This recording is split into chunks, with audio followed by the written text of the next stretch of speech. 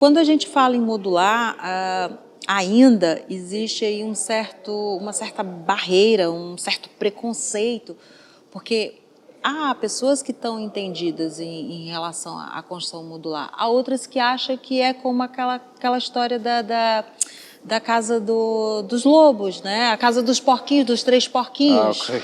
Não Não sabia é? dessa. Tem a história dos três porquinhos, que os três porquinhos moravam numa casa de palha, o lobo foi lá, soprou e a casa foi embora. Isso é uma casa modular. Entendeu? Isso é uma casa modular. Ou então é uma casa feita de madeira onde o lobo foi lá, soprou e a casa foi abaixo, né? E depois veio a casa feita em tijolos, que o lobo soprou, soprou, soprou e a casa não ruiu. Mas não é bem assim. Uma casa modular, ela é uma casa passive house, né? Eu acho que essa palavra que vem aí é definir bem o que é uma boa construção modular, né? Porque acho que as pessoas ainda não percebem bem As o que pessoas é. ainda não percebem bem o que é, não é? Uma casa eficientemente energética, bem construída, bem desenvolvida, pensada. É uma casa realmente pensada, desde os primeiros traços da arquitetura até a sua concessão mesmo de execução. Ou seja, por exemplo, aqui na Cubo nós fazemos uma casa em estrutura modular, que é uma construção volumétrica, isso também é importante frisar, que existem vários segmentos da construção modular, que é um painel 2D, que é in loco, como o LSF, tem a volumétrica, que é o nosso caso, né, onde nós construímos os nossos cubos, as nossas caixas e depois vamos lá e montamos no terreno. E essa construção, quando pensada, quando bem desenvolvida e utilizada materiais realmente eficientes, materiais que são certificados, quando você junta todos esses elementos e você consegue construir bem dentro de um armazém, você tem um controle orçamental muito organizado, você não tem discrepâncias, ou seja, aquilo que é cobrado, por exemplo, aqui na nossa empresa, no inicial do orçamento, é aquilo que o cliente vai pagar no final. Sem surpresas desagradáveis. Não tem surpresa desagradável, não tem eu chegar no final ou meio da obra e falar, olha, cliente, afinal, agora eu preciso, surgiu esse imprevisto e agora vamos ter que majorar ou ter que colocar isso ou aquilo. Não. Aquilo que é o inicial é aquilo que é o final. E isso traz também um conforto para o nosso cliente, porque ele sabe exatamente aquilo que vai gastar, sem discrepâncias, não é? Agora, chega no final da obra, ele queira complementar a obra dele, isso é o que eu digo sempre para cada cliente, vai do seu bolso. Claro. Mas, por exemplo, como é que vocês conseguem, ou seja, controlar... por exemplo, a inflação dos preços dos produtos é por causa que por exemplo, o que custa agora não sei, o ferro Sim. Se calhar daqui a um ano pode ser variável, vocês mesmo assim conseguem, não sei como é que é de explicar bem isto, ou seja, se vocês, por serem em curto espaço de tempo, não é? Conseguem já estimar que não vão ultrapassar o orçamento, ok? É isso. Eu estava a fazer a pergunta, mas pensei na resposta. Ou seja, mas é isso mesmo, mas é isso sentido. mesmo. Isso também tem que fazer sentido para as pessoas no sentido de como é que eles conseguem ter um controle tão grande com os materiais e tudo? É pela rapidez. É claro que a rapidez faça com que eu tenha expertise, tenha o know-how de poder comprar todo o material que eu vou precisar para a tua casa. Certo. Entendeu? É claro que, Mary, tem aumento de preço. A cada um ano fazemos aqui a revisão dos valores. É óbvio. Sim. Entendeu? E tentamos acompanhar a inflação. Isso é óbvio. Mas apenas tentamos acompanhar a inflação. Quando eu vejo que não existe tanta discrepância e esses 2 últimos anos não houve tanta discrepância assim no preço do material. O que há é a discrepância no valor da mão de obra. Pois. A mão de obra hoje é o que mais pesa para um empresário aqui em Portugal. Por quê? Existe realmente uma grande falta de mão de obra qualificada. Atenção, que quando eu digo falta de mão de obra, é qualificada. né? Infelizmente, hoje, não digo só aqui em Portugal, mas na Europa, porque nós também ouvimos outras redes também fora, e Em geral. existe uma coisa realmente muito grande nesse momento, que é a falta de mão de obra qualificada. Os jovens, infelizmente, eles não querem aprender a arte, né? Infelizmente, os que querem não ficam aqui em Portugal porque não Também são é. valorizados, Exatamente, é isso. entendeu? É complicado. Os jovens que aprendem arte e não querem ficar aqui, os outros jovens também que estudam e se licenciam também não ficam aqui, porque infelizmente é uma mão de obra também que não é valorizada, não é qualificada a ponto de. E isso é muito mal. E aquelas, pronto, a mão de obra qualificada está lá fora e não volta. Existe todo um histórico em cima disso que eu compreendo bem, né? O Pedro, que é o meu sócio, é meu marido também, sócio de vida, ele já me explicou que, pronto, houve uma grande recessão cá em Portugal que obrigou a boa mão de obra a ir embora. Entendeu? E essa mão de obra que foi embora não vai voltar para ganhar 1.000 € de ordenado. Tem outros países a duplicar, triplicar, ou quem sabe até mais. Nós temos aqui exemplos bons de alguns soldadores, serralheiros que tentam até regressar para Portugal, mas eles estão lá fora, na Bélgica ou na França, a ganhar 4.000 €. Pois, é diferente. É muito diferente. É muito diferente. E, infelizmente, nós, enquanto empresários aqui em Portugal, a gente não consegue pagar esse valor à mão de obra. Infelizmente, a gente não consegue, né? Pagamos muitos impostos, temos um sócio, que eu digo é o sócio fantasma, que é o Estado. Entendeu? É o sócio fantasma, que é o Estado que nos leva boa parte dos lucros, sem dúvida nenhuma. E esse sócio fantasma, além de levar embora, não nos deixa trabalhar mais para a gente poder manter os bons cá. E até porque neste setor especialmente, vocês estariam tendo mais apoio a resolver um problema da atualidade, não é? Sim. Estamos a falar da habitação, que é talvez o do maior. E isto aqui poderia ser uma solução, e eu acredito que seja uma boa solução.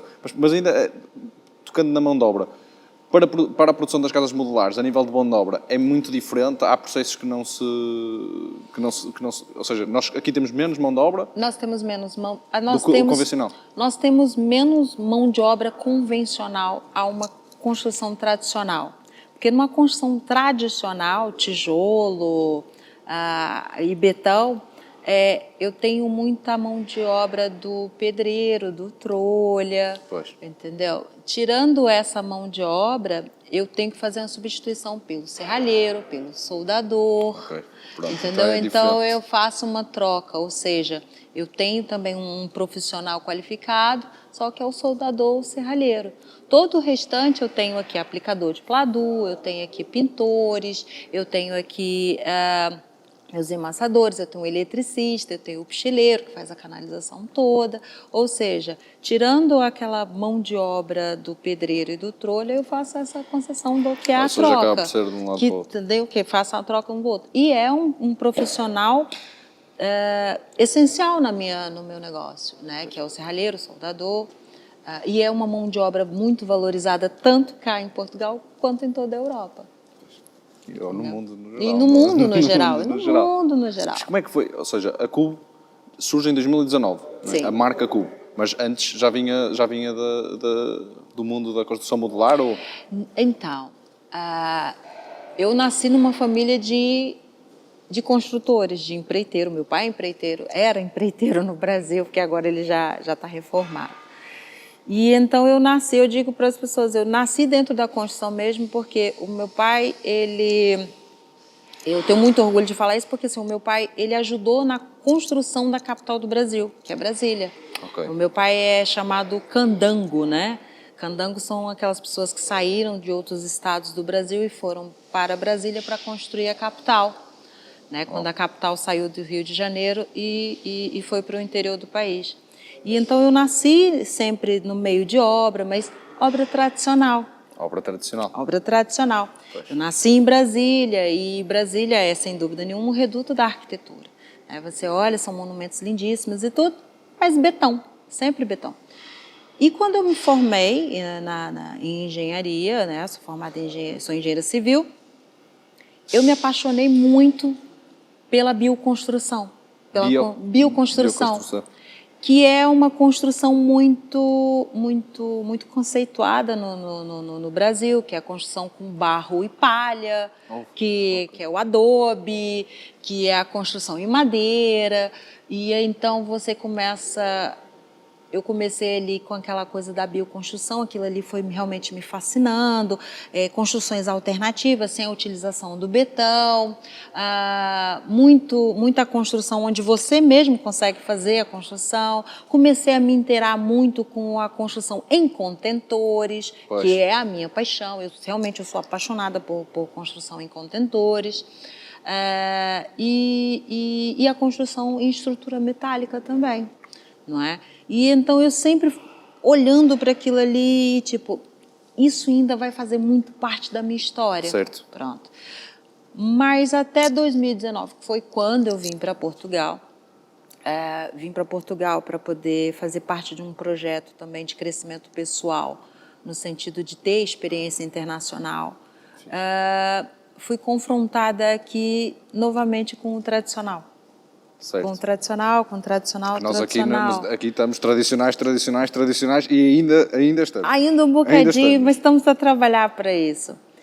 Mas eu entendo muito essa coisa do tradicional, porque assim, faz parte da cultura portuguesa, da cultura Europa, devido, à história. Mas quando a gente está lá no Brasil, a gente olha para a Europa com aquele olhar de é o primeiro mundo. Ou seja, eu vou para lá para absorver mais, não é? E quando você chega aqui, que você se confronta com esse tradicional e você, afinal não é tão assim. Pois. Ou seja, será que se eu trouxer aqui uma nova perspectiva sobre construção, será que vai ser bem aceito? Pronto. E então surgiu a ideia de começar a construir em contentores. E os contentores, pelo formato dele em cubo, de caixa, de montagem, e foi me surgindo o nome, cubo. E para complementar, o meu enteado e a minha filha adoram trabalhar e brincar com Lego. E então eu sempre via o Pedro ali a montar as coisas com eles, e aquilo ali começou a surgir muito mais na minha cabeça, muito mais na minha mente. E começaram a aparecer uma ou outra empresa em construção, também modular, em outros tipos de estrutura também, e eu sempre gostei muito de olhar para isso, em novos materiais. E eu comecei a trabalhar de uma forma freelancer para isso. Trabalhava para outras empresas, mas comecei a fazer alguns projetos e a pensar um bocado mais. Foi quando eu tive a oportunidade de trabalhar para uma outra empresa de construção modular. E vi como é que eles faziam, né? Não dei continuidade ao trabalho lá, porque entretanto surgiu algumas coisas muito chatas à partida, e eu falei, eu sei fazer, eu tenho toda a expertise, eu tenho todo o know-how, vou abrir a minha empresa. Claro. E então abriu primeiramente o escritório e continuei a dar frutos ao projeto, e logo depois o Pedro abraçou o projeto, né? Foi quando eu apareci para ele com um armazém já montado e falei, agora trabalha. Agora vamos para frente. Agora vamos para frente. O que faz é o que aqui? O Pedro é o diretor operacional, ele é engenheiro, mas é engenheiro químico, mas a paixão dele sempre foi soldar e a parte da serralheria. E então ele também trouxe muito know-how, porque o meu sogro tinha uma metalomecânica e o Pedro trabalhava lá também com ele, trabalhou por muito tempo. Então trouxe toda aquela expertise boa e houve realmente, assim, e há até hoje muita integração no nosso trabalho, né? Que muitas vezes ele imagina e eu digo, é isso, vamos à frente, ou eu imagino e ele é isso e vamos trabalhando, e a gente consegue ter um trabalho aqui realmente muito bacana. Abrir aqui a empresa aqui em Portugal, sente que foi um desafio maior do que Foi difícil começar, difícil construir a empresa, começar todo o processo? Quando Imagino você que tem do muita nada começar paixão... assim um armazém e começar... Francisco, quando você tem muita paixão no que você faz e você acredita muito no produto que você quer vender, que você quer passar para as pessoas, mas não é só ali o vender, não é só o lucrar. Existe também aqui um lado social muito grande, Ok. que é você ver a alegria do cliente, o resultado final dele estar na casa dele, dele morar, ou ele ver a casa dele chegando. Isso dá um calor imenso no coração. Essa é uma sensação boa. É uma sensação mesmo boa. Eu não sei ainda como é a sensação do cliente, mas eu sei enquanto engenheiro, eu sei enquanto pessoa, como é agradável. Então, assim, quando você tem paixão naquilo que você faz e a gente acredita e você quer dar o seu melhor, tudo se torna mais fácil. Tudo se torna, assim, agradável. Né? E é claro também, pronto, eu não posso dizer que eu não sou uma pessoa positiva e não olho as coisas numa perspectiva diferente. A vida ensinou-me assim, não é? Essa positiva é meio caminho É meio andado. É o caminho meio copo, andado. como é que é? É o copo meio cheio ou o copo meio vazio sempre, não É é? isso, Assim, é isso. E assim, isso faz com que você olhe para as coisas e veja a solução. É o que eu digo sempre aqui na fábrica. Surgiu um problema. Surgiu um problema? Ok. Tem solução? Tem. Deixou de ser um problema. Não tem solução? Deixou de ser um problema na mesma. Ok. Não é? Uma excelente visão. Não é Bastante isso. visão. É isso. Porque assim, o que nós não podemos é fazer com que as coisas se tornem um bicho de sete cabeças. É verdade. Entendeu? Porque aquilo ali faz com que você se martirize e martirize toda a equipa. Não, aqui não, aqui não. Temos um problema, opa, a solução é essa? Então vamos lá e vamos resolver. E está resolvido, daqui a pouco acabou, deixou de ser um problema. E as coisas fluem. Fazer com que as coisas fluam. Fazer com que você sempre saia da tua zona de conforto e olhe as coisas numa perspectiva diferente. É por isso que eu digo que eu não vejo dificuldades em ter aberto uma empresa. Eu não vejo dificuldade em gerir uma empresa aqui em Portugal. Porque eu também tenho uma equipe muito fantástica. Eu tenho uma equipe muito fantástica. Eu tenho um arquiteto que é fora de sério. Eu tenho a Dani, que é a nossa assistente, que também... esquece, é fora de sério. Todas as pessoas que calharam de vir trabalhar aqui conosco, elas foram muito escolhidas a dedo. Vieram para acrescentar. Vieram muito para acrescentar e fazem parte disso daqui. Eu digo para eles que se um dia alguma coisa acontecer de errado, foi porque nós todos falhamos. Não foi porque um falhou. Porque essa empresa aqui não é minha e do Pedro. A empresa é nossa. Então, todo mundo aqui trabalha realmente aqui em prol do nosso negócio. É o nosso negócio. Isso, exatamente. Entendeu? A empresa é nossa. E quando eu falo essa questão a empresa é nossa, eu nunca tive uma empresa familiar. No Brasil tinha, né? Agora eu já fechei, mas eu também tinha um negócio. Mas a empresa nunca foi familiar. Okay. Eu tenho hoje uma empresa familiar, mas não é porque a empresa é minha e do meu marido. Não, é porque o João, por exemplo, que é aqui o nosso encarregado do estaleiro, ele é o meu padrinho de casamento. Entendeu? Foi a pessoa que representou o meu pai, porque meu pai não pôde vir, mas além de ser meu padrinho de casamento, foi a pessoa que me conduziu para o altar para o meu marido. Entendeu? Então, esse é o significado da família. Isso é o significado da família. Entendeu? É de algum deles ter algum problema aqui e nós nos unirmos para resolver a situação. Porque todos a trabalhar em prol do mesmo. É tudo a remar para o mesmo lado. É todo mundo aqui a remar para o mesmo lado. Então, assim, quando nós temos que fazer uma casa, temos que levantar uma casa, pensamos todos em conjunto. Tem alguma coisa para resolver nessa aqui. Vamos pensar em conjunto. E pensamos, e aqui a opinião de todos é ouvida e é válida. Foi uma das coisas que nós sentimos muito isso quando viemos aqui a primeira vez. Nós vamos construir convosco porque sentimos uma confiança, nós, portanto, eu e a Rafaela, não é? Vamos construir com a Cubo, porque a primeira vez que viemos aqui sentimos logo confiança nas pessoas. Portanto, gostamos da equipa. Isso foi sem dúvida, o que nos fez tomar a decisão de andar para a frente. Porque nós vimos... pronto, a Rafaela é experta em ver tudo o que é possível, ou seja, ela viu mesmo tudo o que era possível. Estou a falar assim, nós fomos para Aveiro, fomos para muitos sítios, ver outras empresas, mas aqui foi realmente a confiança, porque lá está, é a questão das câmaras, é a questão das... ou seja, nós nunca sabemos bem o que fazer e aqui nós sentimos que íamos ser apoiados em todas as etapas e que íamos estar sempre acompanhados. E a verdade é que eu ligo às vezes só mesmo tipo a perguntar, só para saber, e tem sempre resposta para mim, tem sempre... Pronto, tenho confiança na empresa, tive confiança e foi por isso que nós decidimos. E eu senti, lá está, senti essa não senti que fossem aqui uns empregados ou senti que eram toda a gente a remar para o mesmo lado. Nós temos que remar também com os nossos clientes, entendeu? É aquela coisa, Francisco, eu faço demissão de clientes, de pretensos e clientes, faço.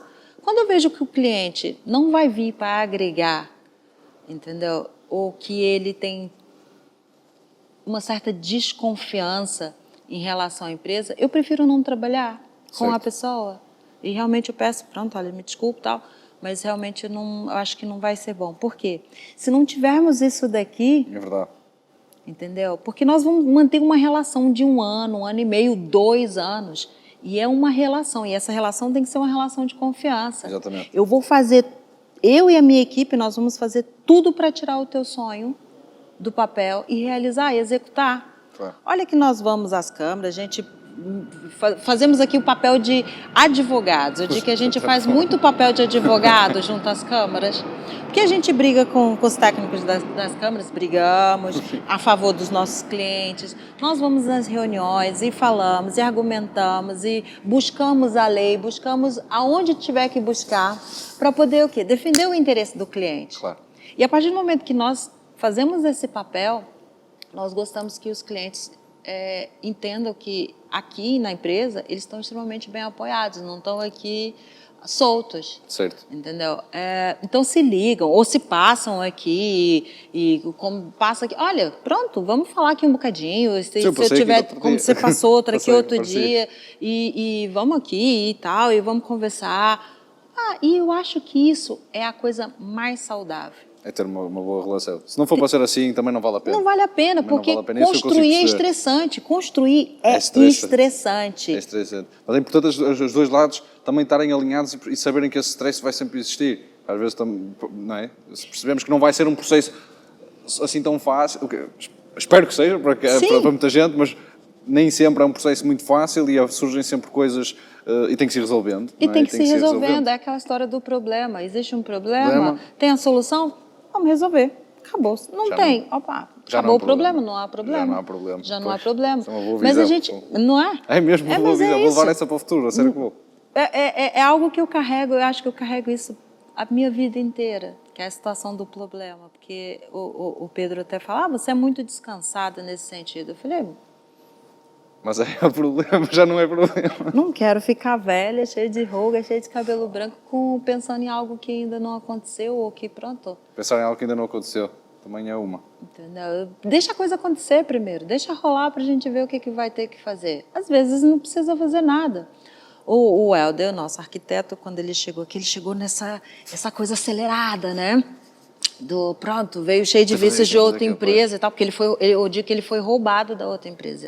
Quando eu vi que ele tinha muito potencial... ele foi roubado. Ele foi roubado. Eu roubei ele mesmo, não tenho problema em dizer isso. Roubei, porque vi que ele era um talento que estava sendo desperdiçado, que não estava sendo valorizado onde ele estava. E então, quando eu vi que havia ali uma vontade, vem aqui, meu menino. Vem aqui, venha trabalhar aqui, porque é tu que eu quero aqui. E ele veio com essa coisa do... O que eu faço? Eu, calma, tudo a seu tempo. Tudo até porque o trabalho dele é um trabalho criativo, não é? Se ele não tiver com tempo para criar, eu acho que as pessoas que metem trabalhos, de certa forma, criativos, como um arquiteto, um videógrafo, coisas semelhantes, mas diferentes, não é? Se não tiverem tempo, para pensar, é complicado porque entram rapidamente em burnout parafuso, ou em burnout, parafuso claro. e deixam de entregar projetos que poderiam ser muito melhores. Por isso é que também às vezes compensa esperar mais um bocadinho, não é? Esperamos mais um bocadinho para termos uma coisinha melhor. Às vezes ele está ali a desenhar e tal, e ele vem trocar impressões comigo. E ele não está muito claro com uma coisa, ou eu mostro, eu falei, olha, calma que a ideia vai vir. Vai, claro. Calma que a ideia vai vir. Não se estresse que a ideia vai vir, a solução vai aparecer. Também te ajudo e tal. E vou vendo coisas ali, daqui a pouco a gente vê algo assim fantástico e pum! Aparece ali um design, uma solução perfeita que encaixa tão bem. E é isso. Só precisou de tempo. Precisou do seu tempo, claro. Precisou maturar. As coisas precisam maturar. Claro. Né? Não é preciso você correr e se desesperar e fazer as coisas assim em cima do laço. Não, tudo tem o seu tempo. Tudo vai, sabe, se encaixar como precisa ser encaixado, entendeu? Eu digo o seguinte, eu não sou uma pessoa religiosa, mas eu sou uma pessoa que eu acredito em algo muito, muito, muito maior do que tudo isso daqui. E a gente só precisa ter um bocado de, calma. Alinhar o chi. Alinhar o chi, ter o chi alinhado. Perceber que as coisas vão acontecer como elas precisam e devem acontecer. A gente precisa forçar. Quando você força algo, estraga. É verdade. Não é? E essa filosofia que eu trago aqui também para dentro da nossa empresa, que é todo mundo aqui tem a sua liberdade de trabalhar, todo mundo aqui pode, sabe, desenvolver as suas coisas, seus projetos e que tudo vai se encaixar e se encaixa. Importante que gostem de estar aqui, não é? Gostem de estar aqui. Isso é a Dani, o João e o Mustafa, eles estão proibidos até de morrer, que eles estão assim num patamar elevado, entendeu? O Helder tá quase, tá chegando. Quase entrando no patamar. Mais uns meses e eu acredito que ele vai chegar na imortalidade, que a gente tem aqui o patamar da imortalidade. Tadinho. Ele merece estar na imortalidade. Merece. Esse dia ele apresentou um projeto que eu falei, fogo, tá quase, mais um, tu chega lá. Eu não posso dar esse mole para o arquiteto. É melhor não. Não é melhor não, porque senão ele vai... podia ser um bocadinho melhor. Entendeu? Ele pode se encher muito, Ele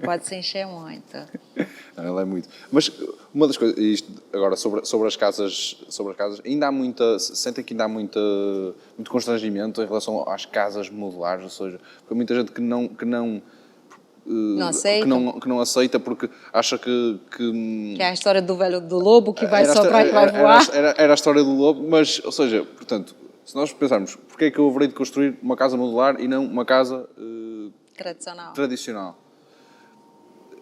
Pronto, eu já sei que é a questão do tempo, obviamente, mas vocês também têm aqui uma coisa que é muito a questão também da sustentabilidade. Né? Eu lembro que nós chegámos aqui a primeira vez e vocês levarem-me ali logo junto à casa, está a ver, olha, isto é o nosso desperdício. E fiquei tipo, se calhar o lixo do meu quarto era um bocadinho maior do que aqueles da papeleira. Mas é sustentabilidade, vocês investem muito nessa... A sustentabilidade hoje e para o futuro, eu acho que devem ser um dos divisores de água da construção. Ok. Porque, pronto, eu não trabalho no Greenpeace, atenção. Mas quando a gente olha para frente e pensa que o mundo está cada dia mais poluído, os rios estão mais poluídos, temos menos recursos hídricos, temos muita utilização de fóssil, materiais que realmente prejudicam a natureza. Nós também temos que pensar que, ok, olha, eu tenho 40 anos, daqui mais 30 eu já fui. Mas e as futuras gerações? Pois. O que vai acontecer? Se a gente pensar nessa ótica, temos que começar realmente a construir de forma sustentável. É realmente a redução dos resíduos, é a redução... Imagina você fazer uma construção de uma casa completa e usar 100 litros de água. Ok. É pouquíssimo. Porque numa construção tradicional, você utiliza no mínimo... 100 litros é muito pouco. É muito pouco, não é? É muito pouco. É muito pouco. Mas numa construção tradicional, Francisco, você utiliza no mínimo dia 200 litros Ok. de água numa obra tradicional. Quanto que isso não dá no final do mês? Quanto que isso não dá no final de 12 meses? 100 litros. 100. Porque eu só utilizo água aqui para poder fazer a massa que eu aplico, que é ali das juntas do capoto, depois do meu piso alto-nivelante, que também não é muita coisa, isso agregado à casa. E casa, depois, sim. pronto, numa massa ou no outro também, que se utiliza muito pouca água para poder fazer a mistura com as águas. Lavar a mão e lavar uma ferramenta, uma coisa ou outra. 100 litros de água por cada habitação. A gente está falando realmente pronto. Poupar a sério. De poupar a sério. Pois. É de realmente, quando a gente fala numa construção sustentável, ela ser sustentável mesmo. Quando a gente fala numa construção feita dentro de estaleiro, onde você está num ambiente confinado, onde você consegue controlar os desperdícios, os materiais, utilizar o material ao máximo possível, porque também é interessante para mim, economicamente, Claro. fazer a utilização quase total do material. Ter poucos Pois. recursos, ter pouco Não desperdício. tem desperdício. É uma win-win, se dizer. É isso? E então, assim, com essa formulazinha, que não é mágica, você tem aqui um controle super rigoroso do material, você tem um desperdício muito pouco, você tem pouca utilização de água, né, à frente de uma construção tradicional. Então, assim, olhando pela parte sustentável, nós temos N vantagens. Falando sobre a parte energética, que é outro ponto da construção, é que é uma diferença absurda. Depois fica A ou A mais, não é? A ou a mais, depende só do tamanho da casa. Para que você consiga essa mesma eficiência energética numa casa tradicional, você tem que agregar muitos elementos. Que seja, pronto, materiais na fase da construção ou elementos mecânicos. Piso radiante, lareira, ar-condicionado e todos esses equipamentos, tudo isso, além de serem extremamente caros, Certo. você tem depois o quê? Tem que pagar energia. Pois. Pois reflete-se. É um reflexo. Claro. Ou seja, até quanto e como a casa tradicional, mesmo que muito bem construída, ela te dá um retorno a longo prazo. Exatamente. O que eu acho é que as pessoas têm muita... eu não quero voltar ao assunto do lobo bufar e a casa voar, mas eu acho que continua a ser sempre isso. Que é tipo, as pessoas vão preferir uma casa tradicional. Isto aqui em Portugal, porque em Bélgica e França já se constrói mais, mas pronto, olhando aqui para Portugal, as pessoas têm receio de fazer este investimento, não é? Ou seja, porque não têm talvez uma prova. Sim. Ou seja, vocês aqui oferecem alguma garantia? 30 anos. Para 30 anos, é muito tempo. Eu vou morrer e as casas estão aí ainda. Não vai, 30 estamos. Mas você imagina o seguinte, ô Francisco, uma das coisas que me fascinam bastante é que muitos dos clientes que vêm, que batem a nossa porta, que marcam horário aqui com a Dani e tudo, elas vêm numa percepção de que é mais barato. Pois, não é bem assim. Não é bem assim. Existe uma economia, sim, porque justamente esses equipamentos mecânicos, tudo isso que a gente está falando aqui, já a partir de você já tem uma economia absurda. Pronto. Exato. Depois você tem a economia também na mão de obra e na rapidez da construção. Ótimo. Só que quando elas entram aqui porta dentro, que elas conseguem realmente ver, que essa é uma vantagem aqui da nossa empresa, por construirmos uma casa modular volumétrica, que a casa está aqui, certo. É que quando o cliente entra, que ele entra dentro de uma casa dessa, que ele realmente pega, toca, vê, sente a casa, que sente a casa, aí é que ele começa a entender que a ficha cai. Realmente, o que é uma passive house? O que é uma casa modular? E o que é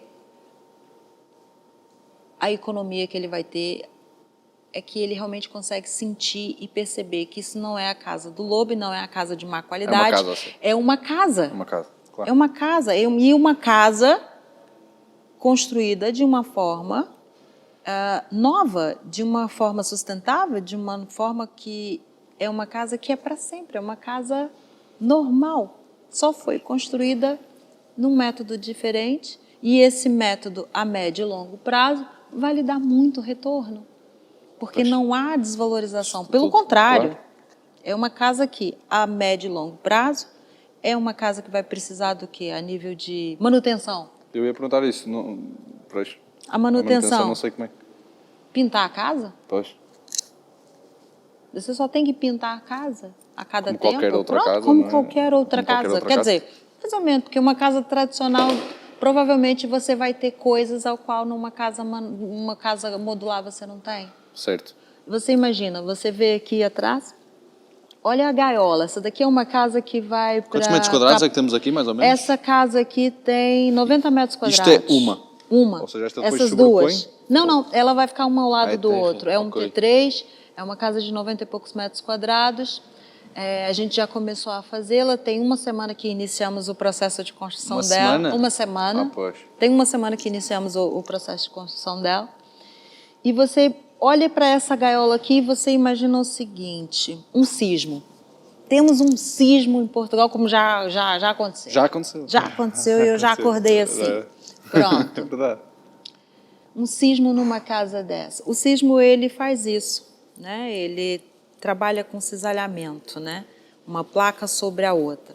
Quando a gente tem fundações, quando a gente tem, pronto, uma casa tradicional estancada ao solo, as vibrações sobem, é onde acontecem... E ela tem que... Ela pois. tem que trabalhar, ela vai se mexer e é onde acontecem as rachadelas, é onde, pronto, você tem muitos problemas e esses problemas de rachadelas e tudo, ao longo do tempo, com umidade e tudo, vai trazendo bolor, vai trazendo Infiltrações, pronto, né? muitas Claro. infiltrações e várias outras patologias para a construção. Torna a casa doente.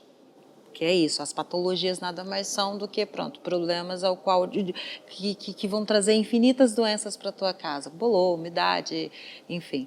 Uma casa dessa, ela vai trabalhar junto com o solo. Pois ela moveria-se, não é? Ela vai no se pior mover dos cenários, junto ela com vinha... o solo. Ela vai fazer isso. Então, assim, Pois. que é o sistema gaiola, né? Então, assim, você não tem problema com rachadura nessa casa, você não tem problema com bolor nessa casa, porque é uma casa que ela não vai ter essas patologias como uma casa tradicional ao longo dos anos. Claro. E todo material trabalha. Né? É uma ilusão achar porque é uma casa tradicional, porque ela foi feita com sapatas profundas, com estacas, isso e aquilo, Sim, que a mas casa isso... não vai se mover, a casa nunca vai ter nada. A casa sempre vai ter. Uma casa Sempre tradicional, uma casa que ela sempre vai ter uma grande manutenção a médio e longo prazo. Claro. Essa daqui não, essa aqui você só tem que pintar ela, porque pronto, olha, o sol queima a pintura. Mas a nível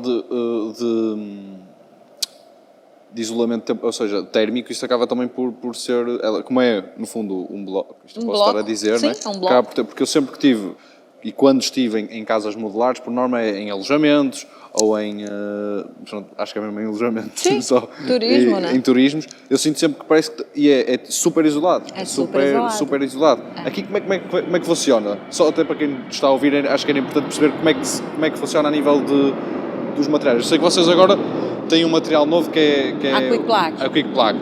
Como é que funciona uma parede, assim uma pergunta mais simples, mas como é que funciona uma parede e uma estrutura de uma casa modular? Como é que é uma...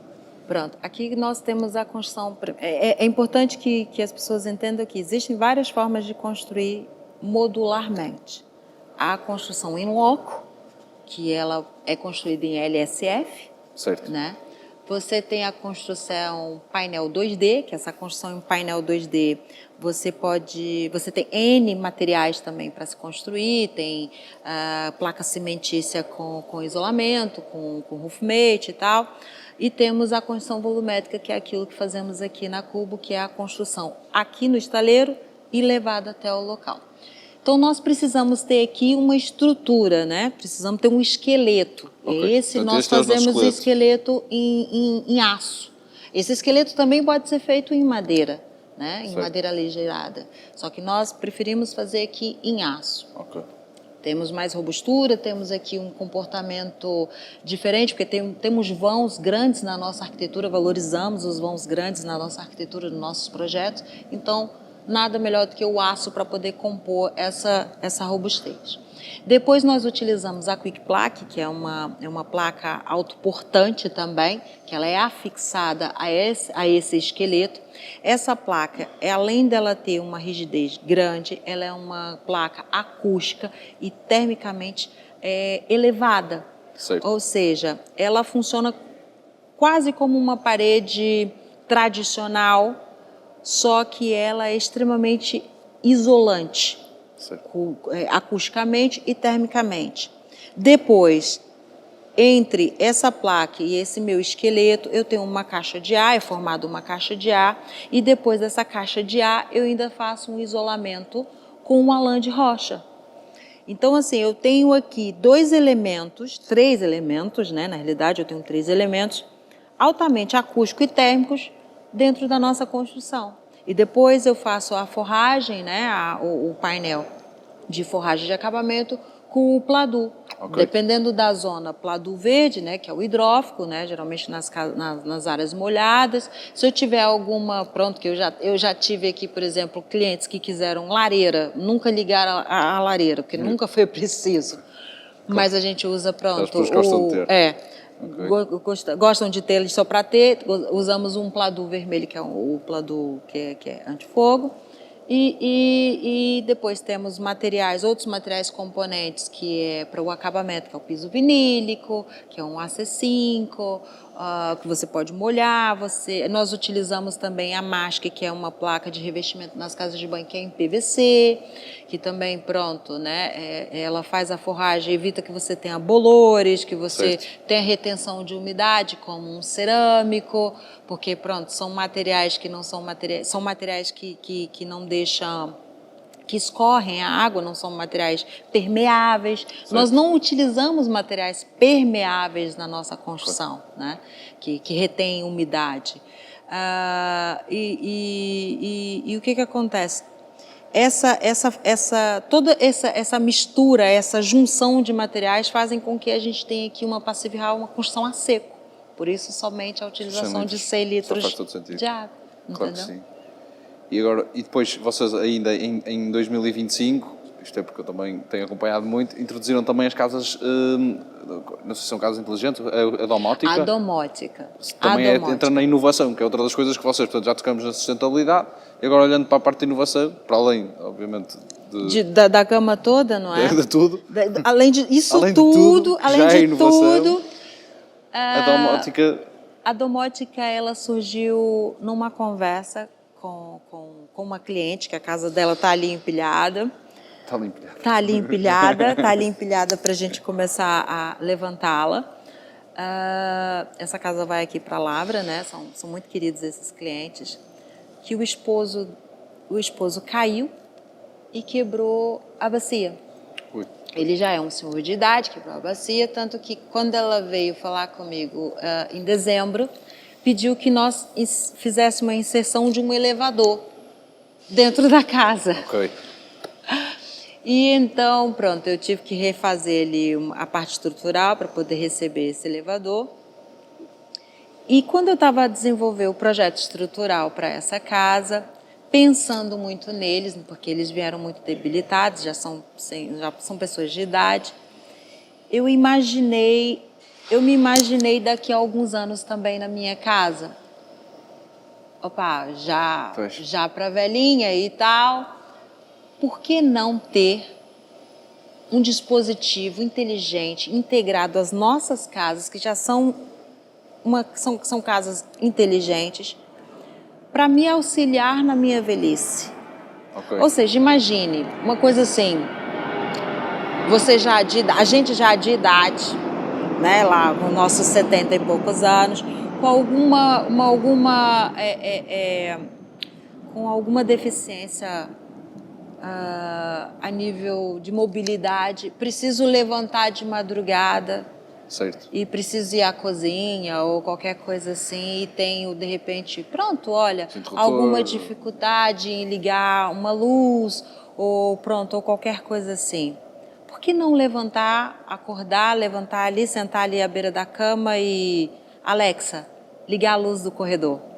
E você poder levantar da sua cama em conforto, sem precisar de, pronto, né, ter que apalpar, procurar o interruptor, qualquer coisa assim. Ou até mesmo você está se sentir mal, né, numa situação, você está se sentir mal e, Alexa, ligar para a emergência. Ok. Ligar para alguém, não é? Ou, Alexa, lembrar-me e você começar a ter essa integração com a domótica, de lembrar você de tomar uma medicação, ou, Própria né, casa, não é? No geral. a casa no geral, né? A Torna-se- casa trabalhar para o seu conforto. Isso é brutal. Isso é brutal. Não Ter uma é? casa inteligente é de outro mundo. Então foi muito pensando nesse caso deles e depois eu conheci os meninos da Foltz. Eu falei, por que não integrar?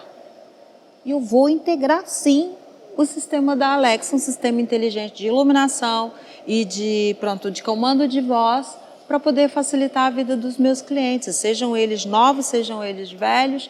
É um conforto, sim, você poder viajar e você ter a casa programada para ligar as luzes, para desligar as luzes, para você ter câmeras também para você poder ver a tua casa. Se você tiver animais em casa também, tudo isso. A gente acha que não, mas Faz a diferença. faz uma diferença Para sossegar as pessoas brutal. também, não é? Ter a vida mais... uma melhor qualidade... Oferece melhor qualidade de vida. Qualidade de No vida, fundo. é isso, é qualidade de vida. Então, integrar hoje a inteligência artificial, a uma casa inteligente, a nossa rotina, a nossa vida é hoje, sem dúvida nenhuma, essencial. Não é um luxo, não é um luxo. Já deixou de ser um luxo para ser realmente uma parte integradora, essencial do nosso dia a dia. Entendeu? Estamos quase a chegar ao fim e tenho só mais uma pergunta. Tá bem. Que é, como é que vai ser a Cubo, como é que imagina a Cubo daqui a 10 anos? Qual é o percurso da Cubo daqui para a frente? Olha, estamos crescendo de uma forma organizada, de uma forma muito bonita.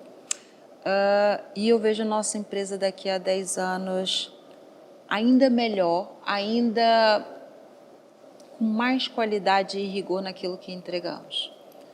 E, sem dúvida nenhuma, eu percebo que a nossa empresa, ela cresce de uma forma saudável e de uma forma inteligente. E é isso que eu realmente vejo que daqui a 10 anos a gente vai estar a fazer.